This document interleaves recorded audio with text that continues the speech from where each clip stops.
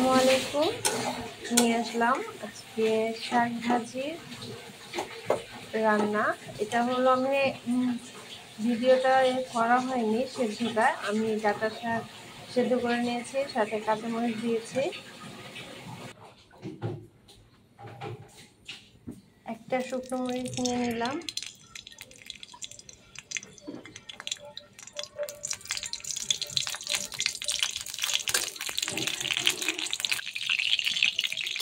শুকনো মরিচটা আগে দিলে ভাজাটা সুন্দর হয়।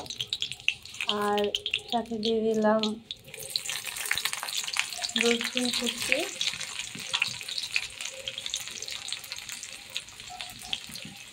পেঁয়াজ কুচি,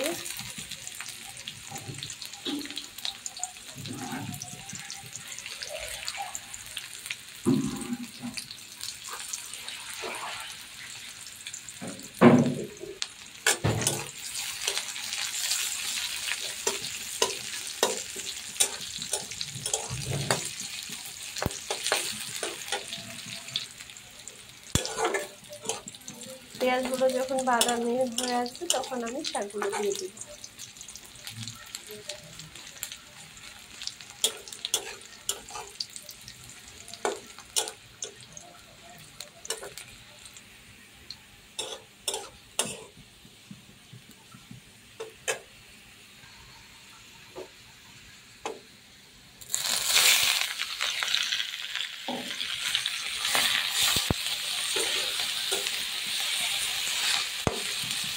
আমি শাকগুলো আমি আগেই সেদ্ধ করে নিয়েছিলাম, সেগুলো দিয়ে দিয়েছি। এখন এটা সুন্দর করে নাড়বো।